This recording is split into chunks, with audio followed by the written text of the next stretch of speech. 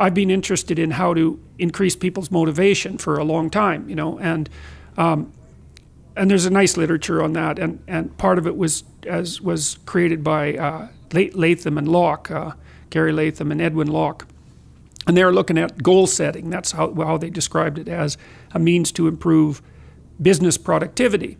And so what they imagine that you have two teams and you get them to set goals, say, and one team sets goals for their corporate productivity and another team sets goals for their life, and then you match them head to head over some period of time and see which one comes ahead. And what happens is that the people who set goals for their life beat the people who set goals for the company.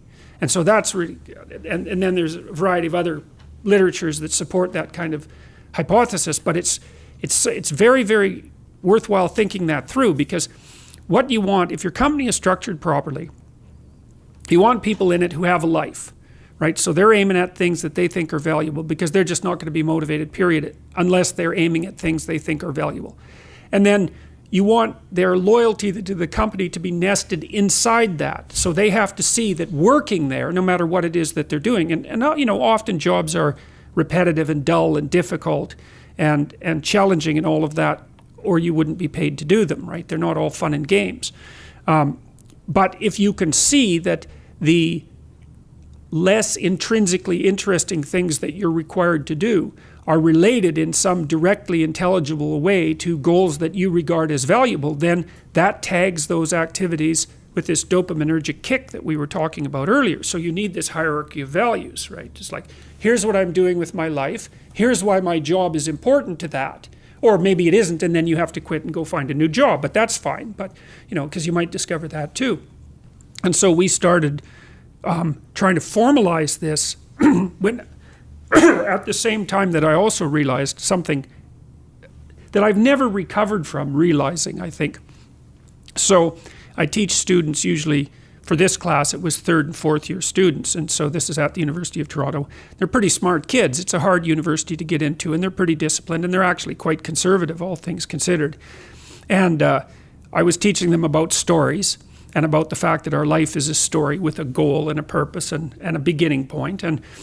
And I was encouraging them to develop their own stories. So I had them write an autobiography, and they really got into that. That was quite amazing.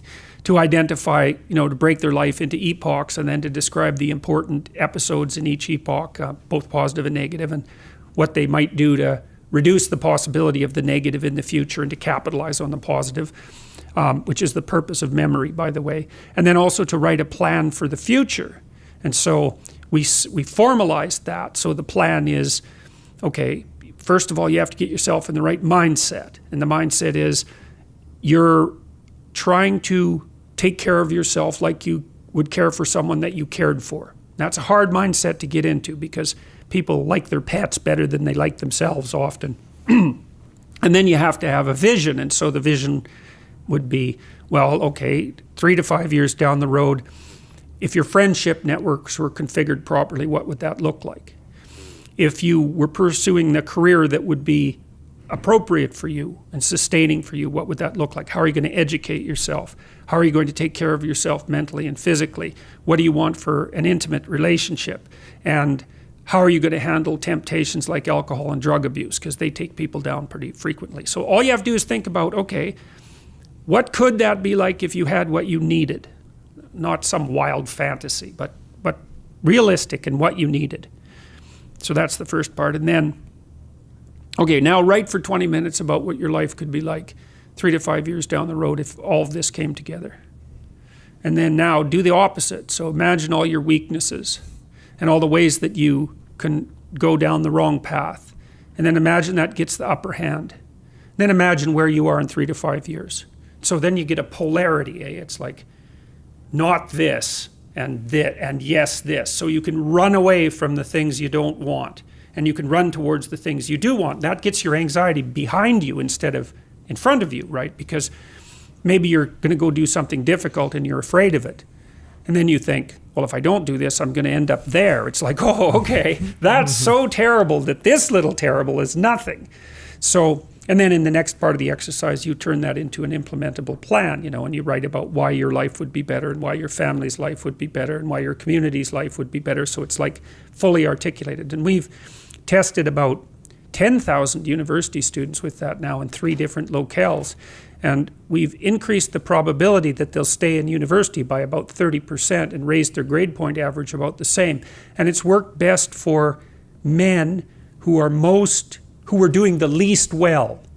So in Holland, those were non-Western ethnic minority men, and they improved their performance enough to actually slightly exceed the Dutch national women who were at the top otherwise over 2 years. Yeah, it was unbelievable. It just blew us away. A psychological intervention to cure what's hypothetically a sociological problem.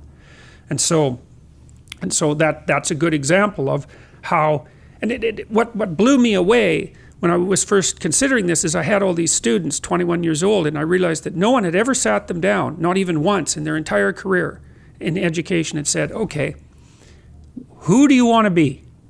Like, what sort of person is it that you want to be? Not job, it's like character. What do you want your life to be like? What should it be like? And what shouldn't it be like? And like, write about that seriously, like your life depends on it, because it does. And then I thought, well, that's so weird. Why in the world isn't our education system set up to help people with that? Because it's like, that's kind of obvious, It's like, what are you doing and why?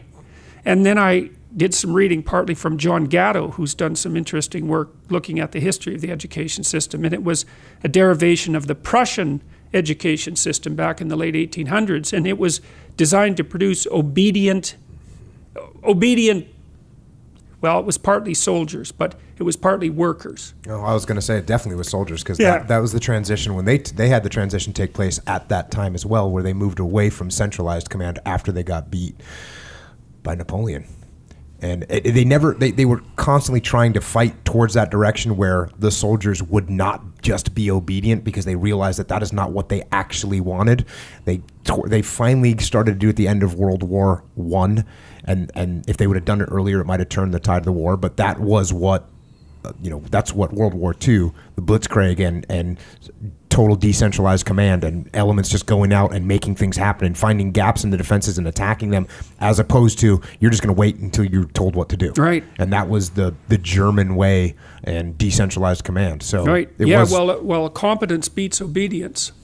Right. So you unite people under a goal, and then you let them act autonomously. You got to not sell them the goal. That's not right. What you have to do is you have to go in and talk to them and discover what the goal is of the enterprise and what it is that fires people up. And that really does work.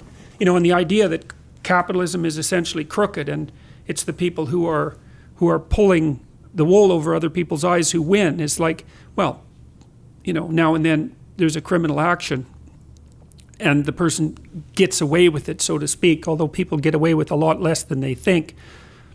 But most of the time within a functional company, you better have your people on board, or they will do exactly what you said they'll do. They'll spend 80% of their time sabotaging the company. Yeah, and I again, something I learned working with the corporate world, and it was working with a corporate world where I reflected on what I did, and was talking to a business leader at some point.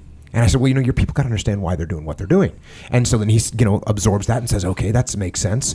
And so then he gets up in front of his team and he says, well, the reason why we're doing this is because we want to improve our profitability as a company. And, he sat down and we talked afterwards and he said, did I do a good job? Because now they understand. And I said, oh, no, actually, you missed it. And then I started explaining to them better, because I learned that what you have to explain, there has to be a thread of why that goes all the way through the corporate reason. But that why has to come back down to the individual contributor. Exactly. So they realize that when we do better as a company, when we're more profitable as a company, we can put more money in marketing, and we can produce stuff cheaper because we'll do it on a more mass scale. Then we can lower prices, and then we can actually hire more people, and that's going to make you move up in this command here, and you're going to make more money. We're going to sell more stuff, and you're going to get a bigger bonus. So you doing this, the reason why you're doing it is because then you can achieve those life goals because you want to buy that house and that car and send your kid to school. So there's a big difference. You need to make sure that the people understand why they're doing it, not for the corporate reason, not for the mission reason, but for why it's going to help them. The exact same thing you just said. Yeah, of course, it's also really helpful too if your corporation has, I hate to use the word vision because that's, turned into a buzzword, but, it's often that you're working in a company where worthwhile things are happening, exciting and worthwhile things, and you're trying to, make something better at a lower price, let's say. And so there's the heroism, let's say, of producing a product that's going to have a positive impact on the world. And you need to know how your small actions are tied with that greater goal. And then there's this financial self-interest as well. And the thing is, if you can't tell your workers that story, then either your company is fundamentally corrupt because that isn't the true story. It's like you're actually working so that I can rape and pillage the company over the next 4 years and take all the value out of it and run because, CEOs do that from time to time, yes. Or you don't understand how the company works and you can't tell the story, which means you're basically incompetent. So, people are not wired up so that they will work without knowing why. Unless you beat them. Yeah. And then if you beat them, you don't be thinking that that's victory.